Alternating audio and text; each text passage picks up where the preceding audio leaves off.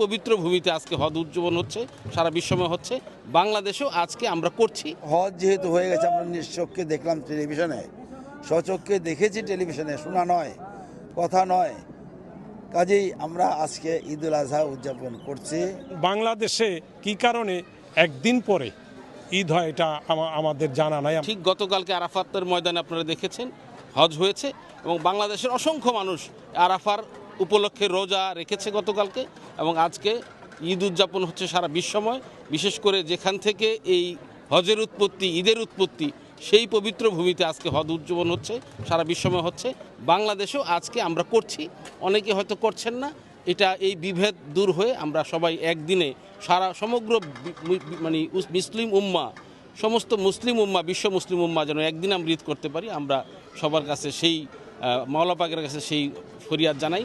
শুধু মহান সুরেশ্বর দরবার শরীফের অনুসারীরাই আজকে ঈদুল আজহা উদযাপিত করছে না, বাংলাদেশের বিভিন্ন জায়গায় বিভিন্ন দরবার শরীফে আজকে অনুসারীরা ঈদুল আজহা উদযাপন করছে। আমাদের ঈদুল আজহা আমি বলে গেছি আমাদের এই ঈদুল আজহা উদযাপিত হচ্ছে, আমরা সেই হাদিস অনুযায়ী যে 9ই জিলহজ হজ, 10ই জিলহজ পবিত্র ঈদুল আজহা। এবং হজ যেহেতু হয়ে গেছে, আমরা নিশ্চক্ষে দেখলাম টেলিভিশনে, স্বচক্ষে দেখেছি টেলিভিশনে, শোনা নয়, কথা নয়। কাজেই আমরা আজকে ঈদুল আজহা উদযাপন করছি। সঠিক দিনে সঠিক সময়ে আমরা ঈদের জামাত পড়তে পেরেছি। 9ই জিলকদ হজ এবং 10ই জিলকদ ঈদ, এটা স্বাভাবিক। আগের দিনের মানুষ যেমন খবর পাইতো না কবে হজ হচ্ছে, এখন আমরা সাথে সাথে হজ দেখতে পারতেছি লাইভ। হজের পরের দিন 10 তারিখ ঈদ, এটাই স্বাভাবিক। এখন বাংলাদেশে কি কারণে একদিন পরে ঈদ হয় এটা আমাদের জানা নাই, আমরা বুঝতে পারতেছি না।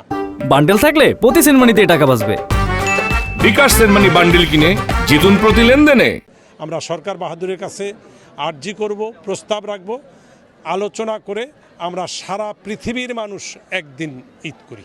আমাদের যারা মোর্শেদ কেবলা বা সুরেশ্বর দরবার শরীফের গদিন শিল্পী সাহেব যারা আছে, তারা গণনা অনুযায়ী আমাদেরকে যে ডেট বলেন, আমরা সেই ডেটেই এই পবিত্র ঈদুল ফিতর, ঈদুল আজহা, এই নামাজগুলি আমরা আদায় করি।